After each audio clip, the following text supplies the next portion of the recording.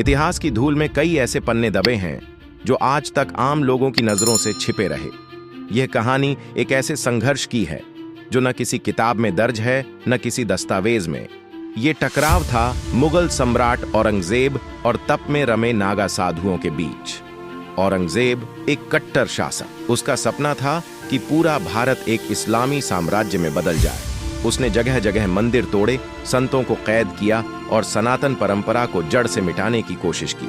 लेकिन हिमालय की तलहटी में हरिद्वार के पास एक गुप्त तपोभूमि थी जहां नागा साधु वर्षों से तप, योग और आत्मबल की साधना कर रहे थे। उस तपोभूमि के परम रक्षक गौरीनाथ थे, एक दिव्य तपस्वी जिनके शरीर पर भस्म, हाथ में त्रिशूल और आंखों में तप की ज्वाला थी। औरंगजेब को जब इस स्थान की खबर मिली तो उसने क्रोधित होकर कहा, जो भी इस्लाम के रास्ते में आएगा उसे मिटा दिया जाएगा। इस जगह को तहस नहस कर दो। औरंगजेब की सेना हाथी, घोड़े लेकर उस तपोभूमि की ओर बढ़ चली। लेकिन जैसे ही वे गहरे जंगलों में पहुंचे, घोड़े रुक गए। सैनिक भ्रमित हो गए। घने धुएं से, भस्म से ढके शरीर और जलते हुए नेत्रों के साथ नागा साधु सामने आ गए। त्रिशूल, तलवारें, मंत्रों की गूंज के बीच युद्ध शुरू हुआ।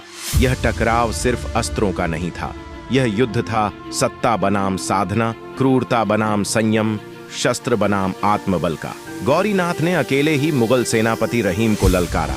दोनों के बीच एक घमासान संग्राम हुआ। रहीम की तलवार हवा चीरती रही, लेकिन गौरीनाथ का त्रिशूल जैसे स्वयं महाकाल का आशीर्वाद बन गया था। देखते ही देखते मुगल सेना तितर बितर हो गई। कई सैनिक भाग खड़े हुए, कुछ सैनिकों ने हथियार डाल दिए। औरंगजेब तक जब ये समाचार पहुंचा तो वह दंग रह गया। उस दिन के बाद उसने फिर कभी हरिद्वार की दिशा में देखने की हिम्मत नहीं की। आज भी जब कुंभ के मेले में नागा साधु डुबकी लगाते हैं तो उनके भीतर वही वीरता, वही तप और वही आग जलती है जो उस दिन हिमालय की तलहटी में प्रकट हुई थी। यह कथा इतिहास में नहीं मिलती, लेकिन यह सनातन की आत्मा में अमर है। ऐसी ही अनसुनी और ऐतिहासिक कहानियों के लिए जुड़े रहिए वायरल हिस्टोरिकल क्लब के साथ। धन्यवाद दोस्तों।